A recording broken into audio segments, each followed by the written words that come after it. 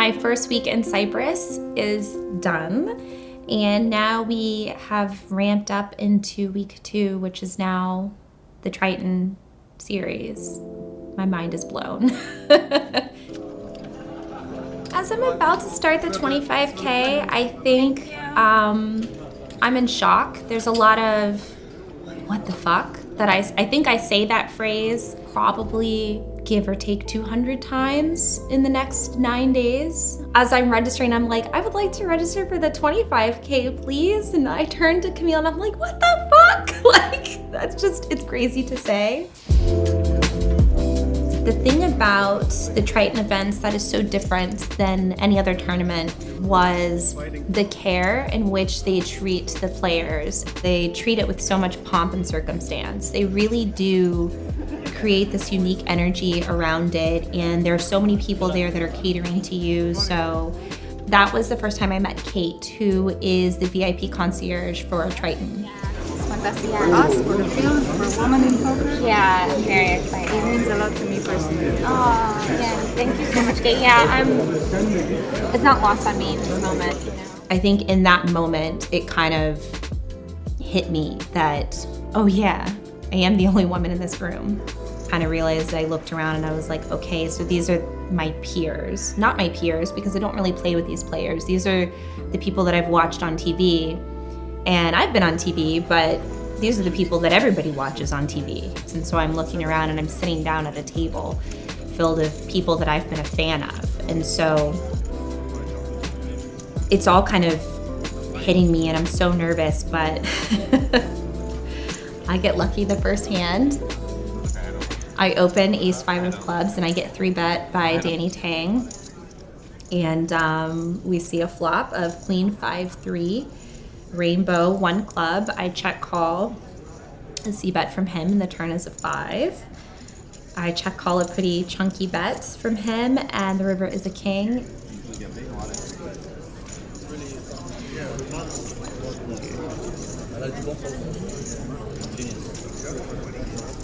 First hand, really?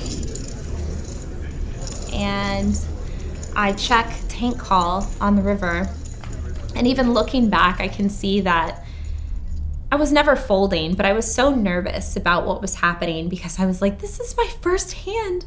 I don't even have time to like breathe, you know? And I got very lucky because he ended up having aces. So I turned him, which is very nice. You guys had some big fucking hands. One of us had a big hand, not me. Well, I guess. So you're playing your first 25K, and then a few days later playing a 200K. Yeah, it's fucking wild. And Bitcoin's down. It's like crazy. Yeah, I don't know how I'm here. There's so many firsts for me in this event, and I didn't have time to process it all. And I still don't think I've even processed it all. But here we are.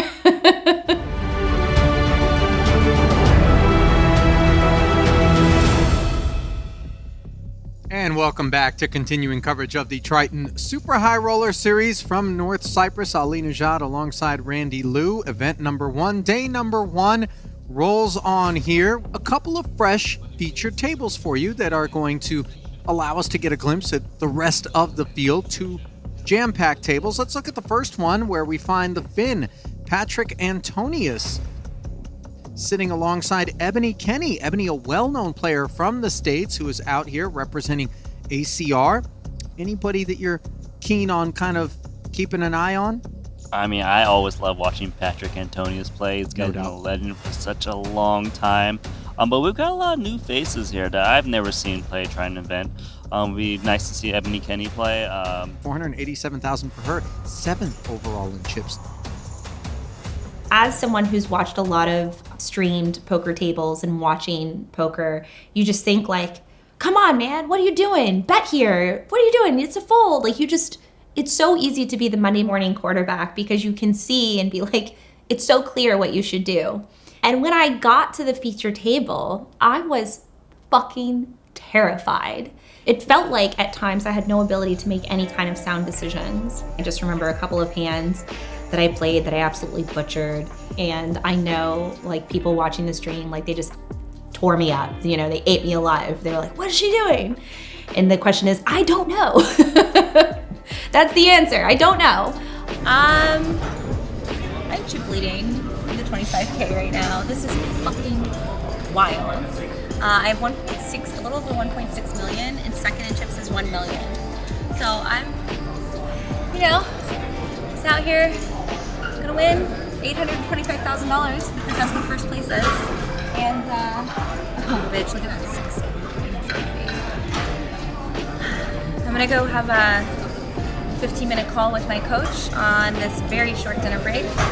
Try to empty out some of this very intense energy I have going on right now.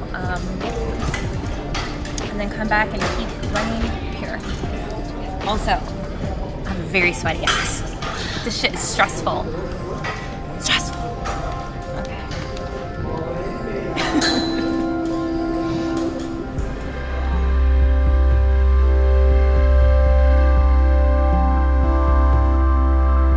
On the dinner break of day 1 of the 25K, I am the chip leader, and I call my mindset coach, Jason Sue, and it was very much like, what the fuck is happening? All crying. We knew it was gonna happen.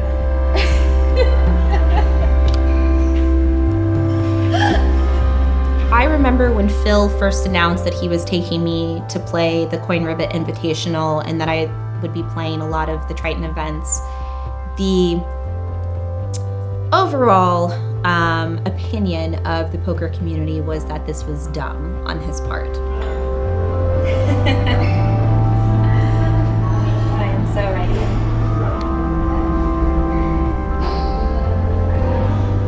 Let's fucking go. And one of the things that Jason, my mindset coach, and I really worked on was he was like, I'm amazing at being myself. Because no one was expecting anything of me, I had nothing to prove, so I could just have fun and be myself and let go. And I did, and then I was chip leader, and then I was like, wait, this is not what I was expecting, like in any capacity, but here we are.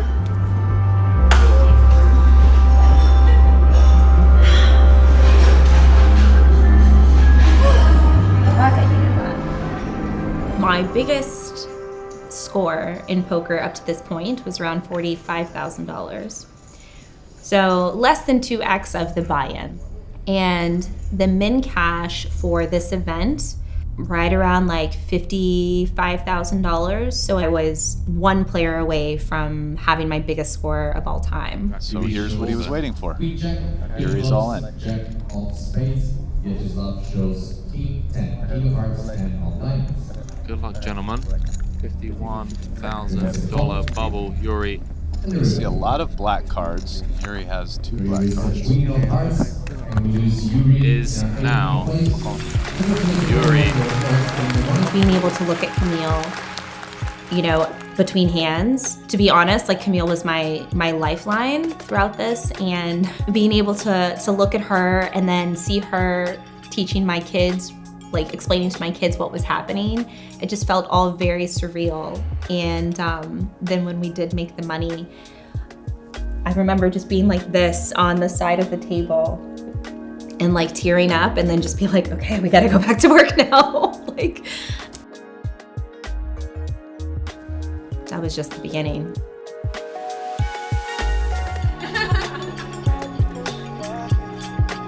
Camille is one of my best friends. When you think about being able to experience something like this, you're like, okay, that's wild. But then when you are able to be surrounded by the people that you love and that you know and trust and can count on for support, it creates a completely different, formidable experience that I can't even, there's not enough words I could say that would express my gratitude for having her there. Oh my God, when my feature table broke, it was when my interview was popping up on the stream, and Patrick Antonius and another player, because I was going to that table, they were watching my interview like this, and I came to sit right next to Patrick, and he's like, oh, we were watching your interview, and he like puts it away. See you tomorrow at 1 p.m. as we win our first 25K.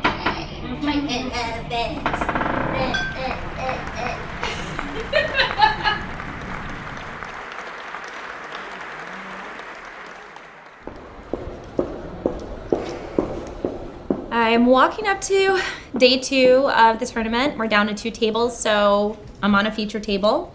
The first thing that's going through my mind is I'm late. I'm gonna be late for my funeral. That's just, I'm late for everything. I actually came in to day 2, I think there was 16 of us left. And I came in, I think 13 of 16. So I didn't have a ton of chips. It was a turbo tournament, so all the stacks are relatively short. But I was just happy to be in. You know, I was just grateful and being like, anything that happens after this is just gravy. Right, welcome back, players, to the 25K. 16 players remaining. We're going to recommence from level 20. Small blind 40,000, maybe like 80,000. We're going to jump 80,000, 40, 80, 80. I wish you all the very best of luck. Adidas, shuffle up a bit, please. I was one of the short stacks, and I jammed under the gun with ace 10, and it folded around to Kudanov in the big blind, who had me covered just by, I want to say, like 2 or 3 blinds. He tank called off with ace 3 of clubs. You're down to a micro stack. Yeah. He's going to make the call. And the flop comes XX3. So he outflopped me and he hit a 3. And I remember in that exact moment, I think I was sitting like this and I look over, the camera shows it, and I look over and I'm making eye contact with Camille. And she's just like, it's okay. And that's what she says to me. She's like, it's okay. And then the turn is a 10. So now I have the best hand. And then the river's clean and I double up. And I just will never forget her being like, it's okay. 10 of clubs on the turn. The old suck, re-suck. Let's go. 1.8 million for Kenny now. And a real contender in this 25K.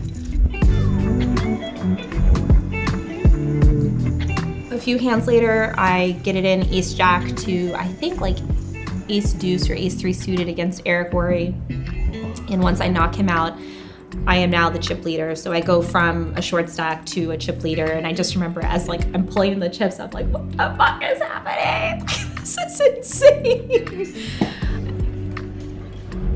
My kids have never seen me, up to this point, they had never seen me play any poker. And so this was their first introduction of me playing live poker. They had to leave for the airport right before the final table of the 25K. I had just knocked out another player to get to the final table, and we take a break, and I'm going to the final table as the chip leader and being able to like hug my kids and, you know, before they leave, and we're standing on the stage and just laughing and having a good time, and then hugging before they left for the airport. It was just another in a series of moments that I get to just carry with me for as long as my memory will allow me to, and I am just blown away.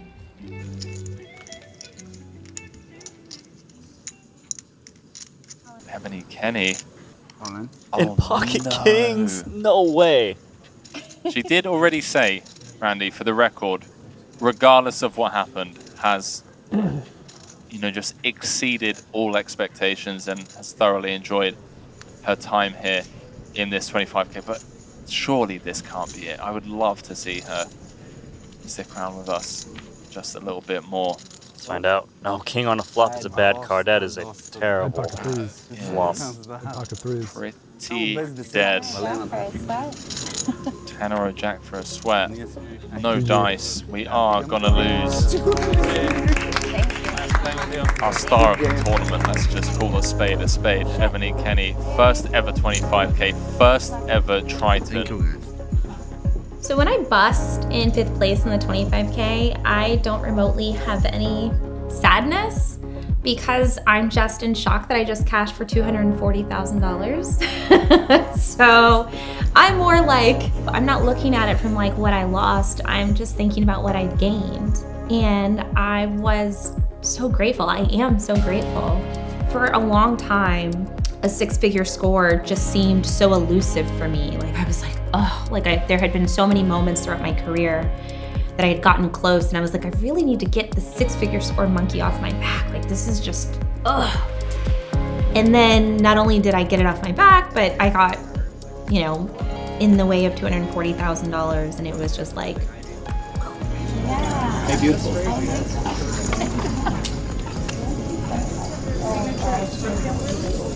to start the week, huh? What a work! Such a boss. Thank you. Hi, sorry we brought up here. It's just so insane. Like, and this is the first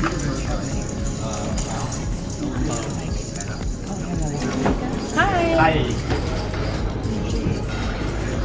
Congratulations. Thank you. Very good.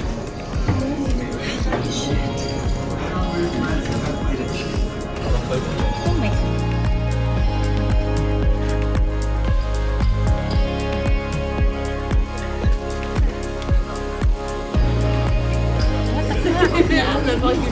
What the fuck? I gotta get a bigger rhinestone bag.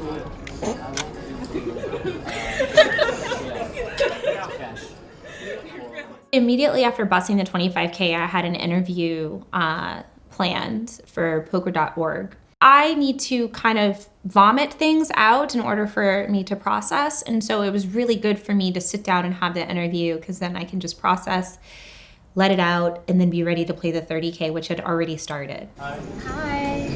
I'm gonna play the 30K. The difference when I sat down to play the 25K and when I sat down to play the 30K is like I had just performed so well in the 25K, and I knew that I could just trust myself completely. So when I sat down to play the 30K, I was just like, I can win this. We're scooping another pot? Yes. Man, scooping another pot? I think within about 10 minutes, 15 minutes, I was just chip leading this event, you know, and I was just like, okay, it's my new normal. Let's go.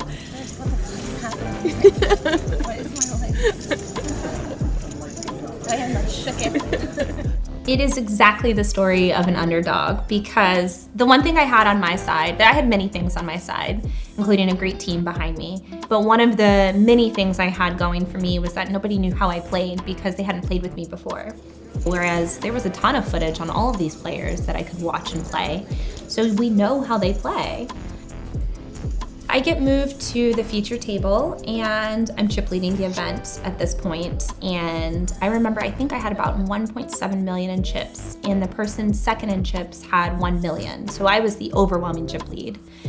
And then the sixes hand happens. Chidwick with ace jack. Basically, the flop is Jack, Jack, 6. He has ace, Jack. The turn is an ace, and the river, he has right around pot left to jam, and he ends up jamming, and I don't call right away. Oh my God, I hate that turn. She knows. Can you count, please? There's only a couple hands that beat me, and I don't snap call. And I think if I had actually thought about it a little longer, I would have made a fold, which would have been one of the most insane folds if I had been able to make it. I just didn't feel like I was winning. But then I just thought, if I fold here, they're just going to eat me alive, because this was one of the best hands that I could have. And if I fold here, they're just going to take advantage of it and know that I'm just going to make big folds and they can just punish me for it. This would be a very difficult fold to make. Yeah. Yeah. I mean, what are you going to do? It's in. Nothing will change. Yeah, no. I know. It's just unfortunate. I knew that I was losing, and I made the call. And I remember when Steven saw my hand and he said, if you had made that fold, I would have quit poker. And because it was just, it would have been insane. And the fact that I even took a full 30 seconds to decide to call when there was literally only 3 hands that were beating me is just kind of unheard of. Even after losing that pot, I was just like, I still have a job to do. It's okay. After the break, we get moved off the feature table. I dwindle down, and we are actually just 4 or 5 spots away from the money at this point. So I'm on the effectively like the soft money bubble, and I get it in ace 8 to ace deuce, and she hits a deuce. Another woman had played. She didn't play the 25K. But she said that after she saw me play the 25K and how well I did, that she wanted to play the 30K, so she sold some action to play, and then she knocked me out. So I got really unlucky in that spot, but I got lucky in so many other spots, so it just is what it is. It's the nature of the game. I think I'm through for you tomorrow. Thank you so much. Sorry. Hey, Ebony. Hi. Brian. Hi, Brian. Nice to meet you. Nice playing. I love that you followed through with the A7. Oh, The A7. thank I'm in the booth. That was a nice hand. No more checking. I don't think you can go anywhere. Yeah, it was very sad. Oh, is that, I just combinatorically, if he can have King Jack, you have to call. Yeah. So you have to remove King Jack and say he can't bluff. So I think it's just. This is sad. I just knew. I was like, ugh. Do you think how often is he potting river with King Jack? Well, he can have King Jack, so I did this, so I already know. But he can have King Jack eight times, and then Jack's aces and Ace Jack for 10. So it's like 10 to 8, so you're getting 2 to 1. You could ask yourself, like, does he size down so much on the turn with King Jack because it's not already a full house? But to be fair, the other guy had a King High flush draw. Yeah. He actually just snap folded it, so it turned out it didn't matter so much sizing down, right? Because like a flush draw folded anyway. Yeah. I think you can't. Yeah. It would have been. I mean, it's one of those spots where if you fold, it's because it's such a good fold. You make like YouTube fold compilation videos because you're just like, how can you fold there? You know. Anyway, nice playing. Nice to meet you. Thank you. Water to. I wouldn't mind. No, I don't want to. $240,000 and $240,500. What? Susan, we're rich. My new normal every single day for a week was just like, okay, I'm gonna wake up today and I'm gonna play the biggest tournament I've ever played. And then the next day, it's still true. Bitch is gonna play a poker. It's wild.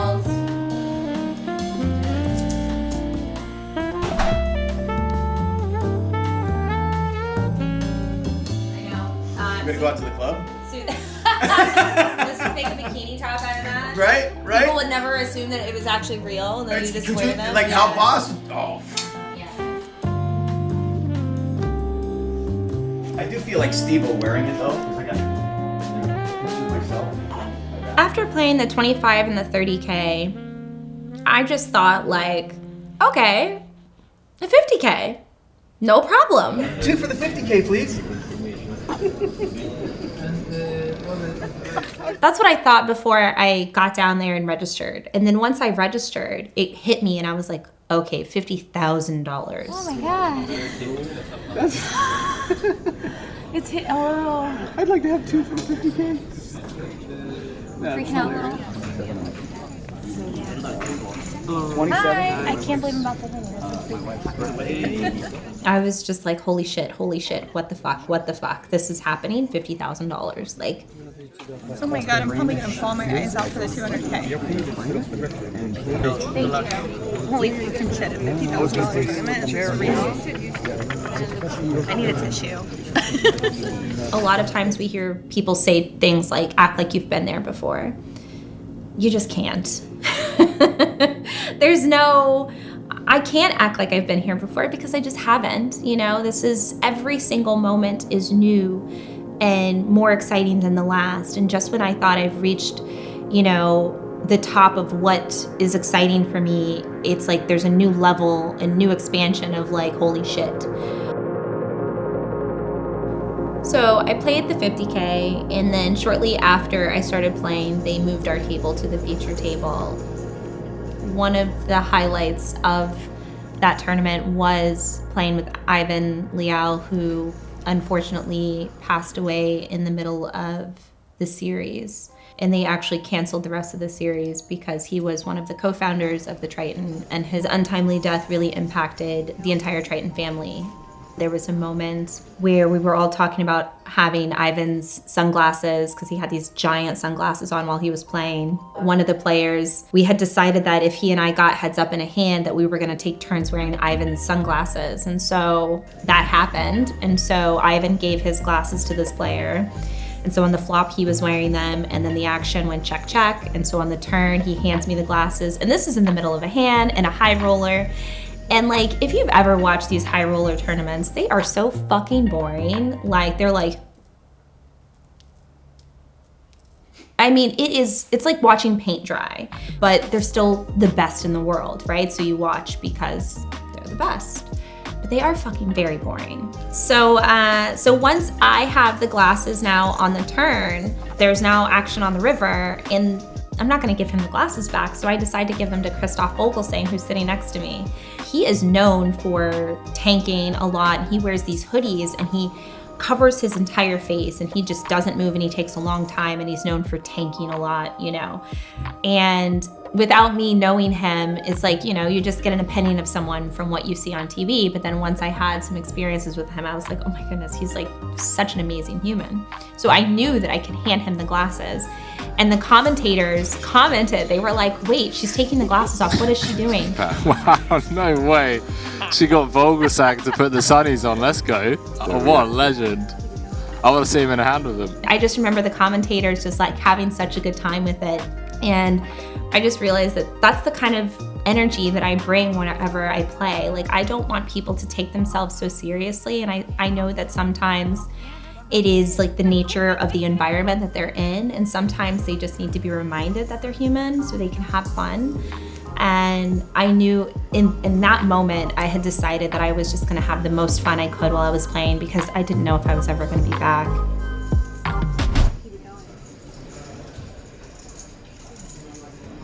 Seven.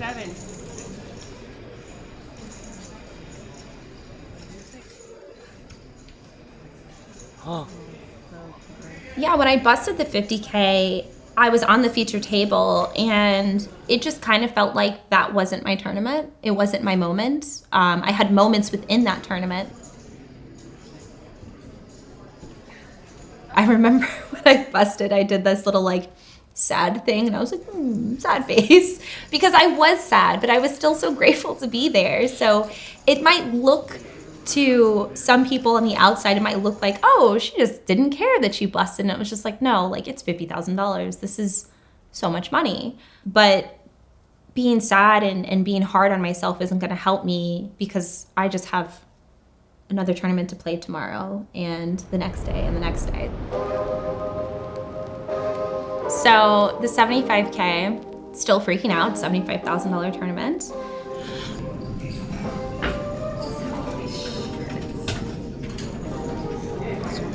I go to my table and I see that it's Phil Ivey, who is beyond being my favorite poker player ever, and him being the best poker player. He's also an African-American poker player, which in this field, you know, I'm a woman and there's so few women, and I'm also an African-American woman, so I am aware of how few Black people there are that play this game.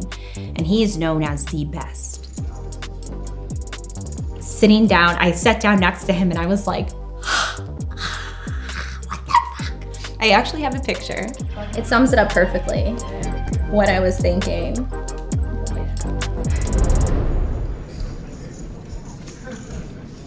Are you guys that have caught balls, rivers, and ace?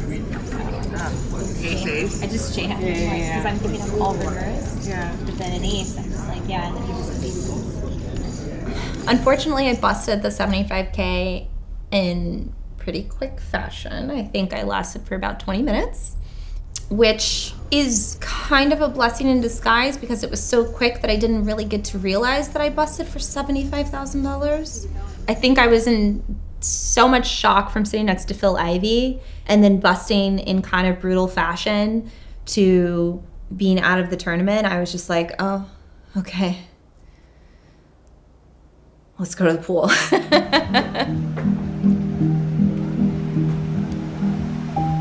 Cyprus is beautiful. Cyprus is absolutely beautiful, and the weather during that time was magnificent. So getting some fresh air and coming up for air away from the high rollers in that moment just felt very necessary. And it felt like I was on the right path to prepare myself for the 200K.